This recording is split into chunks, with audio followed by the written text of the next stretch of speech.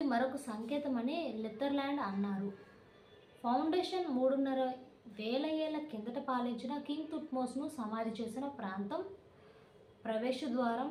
అయితే సమాధి పూర్తిగా ఖాళీగా ఉంది. ఎందుకంటే దాన్ని దోచుకోవడం వల్ల కాదు, ఎవరో కావాలని ఆ ప్రాంతం అంతా ఖాళీగా చేశారు అని లిథర్లాండ్ చెప్పారు. సమాధి వరదలకు కొట్టుకుపోయిందా అనే విషయాన్ని లిథర్లాండ్ బృందం పరిశోధించింది.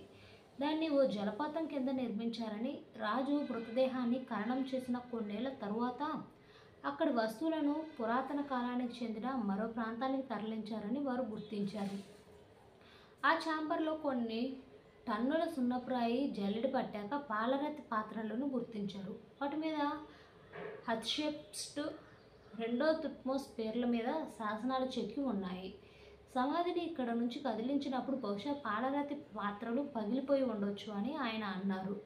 వాళ్ళు కొన్ని వస్తువులు పగలగొట్టడం మంచిదైంది. దానివల్ల ఈ సమాధి ఎవరిది అనేది స్పష్టంగా తెలుసుకునే వీలు కలిగింది అని ఆయన చెప్పారు. రెండో సమాధి ఎక్కడ ఉండవచ్చు అనే దాని గురించి తమ బృందం అంతా కొత్త సమాచారం ఉందని లిథర్లాండ్ చెప్పారు. అక్కడ కొంత నిధి కూడా ఉండవచ్చని ఆయన భావిస్తున్నారు. ఈజిప్ట్ రాజు సమాధిని కనుక్కునేందుకు డాక్టర్ లిథర్లాండ్కు చెందిన New Kingdom Research Foundation, Egypt పర్యాటక పురావస్తు శాఖ కలిసి 12 ఏళ్ల పాటు శ్రమించాయి. ఇంకా New Kingdom Research Foundation, Egypt పురావస్తు the New Kingdom Research Foundation బృందం సమాధిని గుర్తించింది. పశ్చిమ లక్సర్లోని తెబన్ పర్వతాల్లో ఈ బృందం 54 సమాధులను గుర్తించి వాటిని వెలికితీసింది. రాజకుటుంబానికి చెందిన 30 మంది భార్యలు, ఆస్థాన మహిళల గురించిన విశేషాలను ప్రపంచం దృష్టికి తీసుకువచ్చింది. 1922లో టుటంఖామన్ సమాధిని గుర్తించిన తర్వాత రాజకుటుంబానికి చెందిన సమాధిని గుర్తించడం ఇదే తొలిసారి అని ఈజిప్ట్ పర్యాటక పురావస్తు శాఖ మంత్రి షరీఫ్ ఫతీ చెప్పారు. ఈజిప్ట్ పురావస్తు విభాగానికి పరిశోధనలకు సంబంధించి మానవ చరిత్రను విస్తృత కోణంలో అర్థం చేసుకోవడానికి ఇది ప్రత్యేక సందర్భం అని ఆయన అన్నారు. బీబీసీ కోసం కలెక్టివ్ న్యూస్ రూమ్ ప్రచురణ. 3,500 ఏళ్ల కిందటి రెండో తుట్మోస్ సమాధి ప్రవేశద్వారం, ఫారోలు, టుటంఖామన్ చరిత్ర, న్యూ కింగ్డమ్ రీసెర్చ్ ఫౌండేషన్. వెనక్కి వెళ్తున్న ట్రంప్, మోడీ హట్ అయ్యాడని టాపిక్ డైవర్ట్ చేస్తున్నాడా? ఎక్కడ తగ్గాలో ఎక్కడ నెగ్గాలో అమెరికా అధ్యక్షుడు డొనాల్డ్ ట్రంప్కు బాగా తెలుసు. ముఖ్యంగా స్నేహం స్నేహమే, వ్యాపారం వ్యాపారమే అన్నట్టుగా ముందుకెళ్తున్నాడు. నరేంద్ర మోడీ తనకు ఎంత జాన్ జిగ్రీ దోస్త్ అయినా సరే, ఆయన అమెరికా ప్రయోజనాలకు వచ్చేసరికి ట్రంప్ భారత్కు షాక్ ఇచ్చేసేస్తున్నాడు. అదే సమయంలో తన ఫ్రెండ్ మోడీ హట్ కూడా కాకుండా ఫుడ్పై ఆయింట్మెంట్ రాసేలా వ్యవహరిస్తున్నాడు. మొత్తం నెపాన్ని గత జో బైడెన్ ప్రభుత్వంపై నెట్టేసి తాను భారత్కు నిధులు కట్ చేయడానికి కారణం జో బైడెన్ అని కొత్త పల్లవి అందుకున్నాడు. కర్ర విరక్కుండా పాము చచ్చేలా కొత్త పాలసీని ట్రంప్ అమలు చేస్తున్న తీరు రాజకీయ విశ్లేషకుల్లో చర్చనీయాంశమైంది.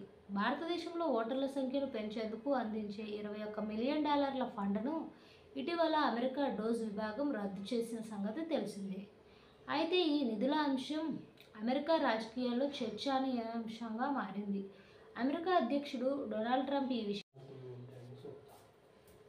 సంపన్న భారత్కు ఎందుకు నిధులు అన్న ట్రంప్ మాట్లాడుతూ, భారతదేశంలో ఓటింగ్ శాతం పెంచేందుకు మనం $21 మిలియన్ ఖర్చు చేయటం ఎందుకు?